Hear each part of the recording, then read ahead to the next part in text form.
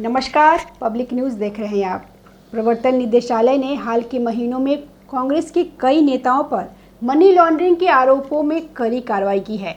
कर्नाटक के कारवार विधानसभा सीट से कांग्रेस विधायक सतीश कृष्णा सेल की गिरफ्तारी से लेकर इंदौर के कांग्रेस नेता विशाल अग्निहोत्री पर संपत्ति जब्ती तक ईडी की कार्रवाई ने राजनीतिक हलकों में हलचल मचा दी है।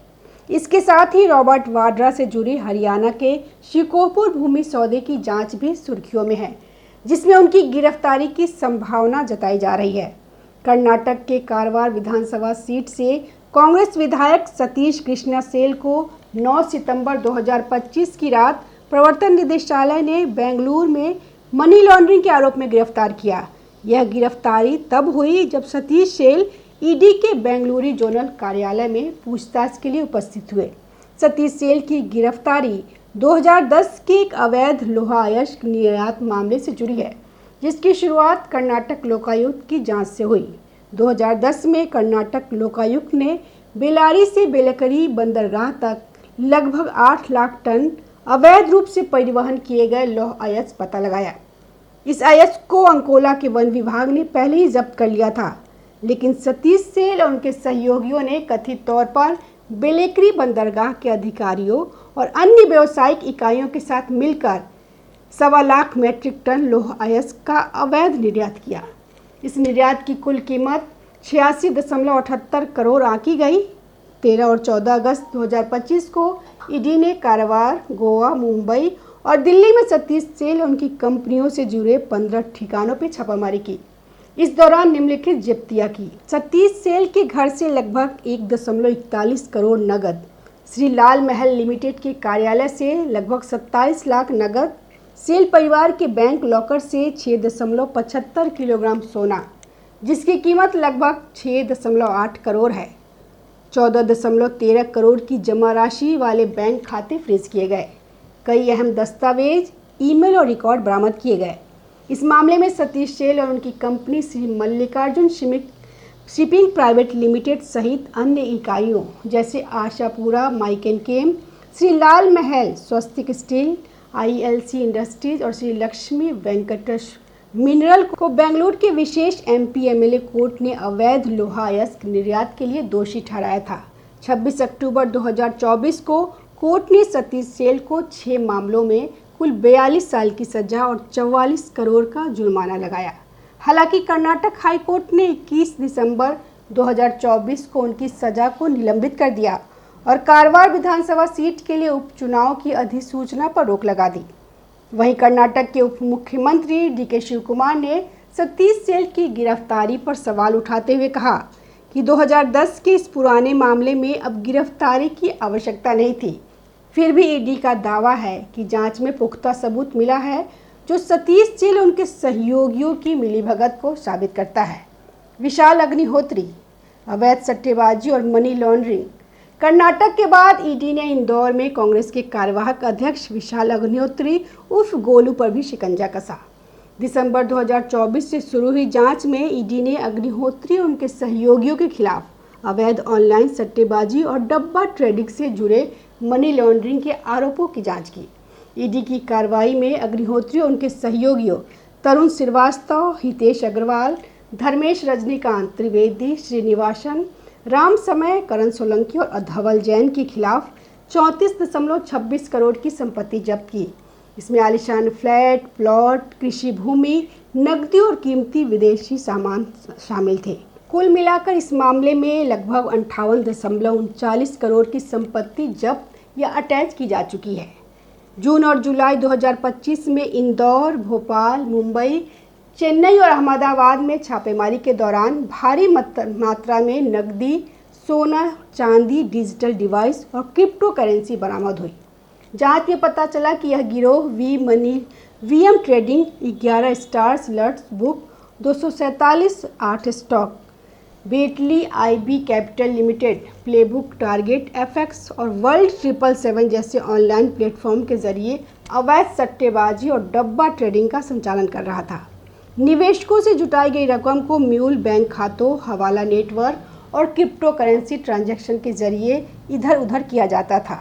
इस नेटवर्क के तार दुबई तक जुड़े हुए हैं। विशाल अग्निहोत्री को पूर्व मुख्यमंत्री कमलनाथ का करीबी माना जाता है। वे 2013 और 2018 के विधानसभा चुनाव में इंदौर से कांग्रेस के टिकट के लिए दावेदारी पेश कर चुके, लेकिन उन्हें टिकट नहीं मिला। इसके बाद पार्टी ने उन्हें इंदौर कांग्रेस का कार्यवाहक अध्यक्ष नियुक्त किया। ईडी ने पिछले 6 महीने से उनकी गतिविधियों पर नजर रखी और उनके 5 साल के वित्तीय रिकॉर्ड की जांच की, जिसमें देश और विदेश में उनके निवेश की जानकारी सामने आई। रॉबर्ट वाड्रा हरियाणा भूमि सौदा और मनी लॉन्ड्रिंग। रॉबर्ट वाड्रा, जो कांग्रेस नेता प्रियंका गांधी वाड्रा के पति हैं, इन्हें भी ईडी की जांच के दायरे में रखा गया। हरियाणा के शिकोहपुर में 2008 के एक भूमि सौदे से जुड़े मनी लॉन्ड्रिंग मामले में उनकी company Skylight hospitality private limited पर गंभीर आरोप है। 2008 में हरियाणा में कांग्रेस की सरकार के दौरान रॉबर्ट वाड्रा की कंपनी ने गुरुग्राम के शिकोहपुर गांव में ओमकारेश्वर प्रॉपर्टी से 3.5 एकड़ जमीन 7.5 करोड़ में खरीदी। आरोप है कि इस जमीन का म्यूटेशन कुछ ही घंटों में पूरा कर लिया गया, जो सामान्यतः कई दिनों का प्रक्रिया है। इसके तुरंत बाद हरियाणा सरकार ने वाड्रा की कंपनी को इस जमीन पर कमर्शियल कॉलोनी बनाने का लाइसेंस दे दिया। जून 2008 में स्काईलाइट हॉस्पिटैलिटी ने उसी जमीन को डीएलएफ यूनिवर्सल को 58 करोड़ में बेच दिया, जिसमें कंपनी ने कुछ ही महीनों में 50 करोड़ का मुनाफा कमाया। 2018 में सामाजिक कार्यकर्ता सुरेंद्र शर्मा की शिकायत पर गुरुग्राम में रॉबर्ट वाड्रा, तत्कालीन मुख्यमंत्री भूपेंद्र सिंह हुड्डा, डीएलएफ और ओंकारेश्वर प्रॉपर्टी के खिलाफ धोखाधड़ी, भ्रष्टाचार और आपराधिक साजिश के आरोपों में एफआईआर दर्ज की गई। आईएएस अधिकारी अशोक खेमका ने इस सौदे को फर्जी लेन देन बताया और म्यूटेशन रद्द कर दिया, जिसके बाद उनका तबादला करा दिया गया। 2015 में हरियाणा की खट्टर सरकार ने जस्टिस एएस ढींगरा के नेतृत्व में एक जांच आयोग बनाया, लेकिन उनकी रिपोर्ट को हुड्डा ने कोर्ट में चुनौती दी, जिसके कारण यह सार्वजनिक नहीं हो सकी।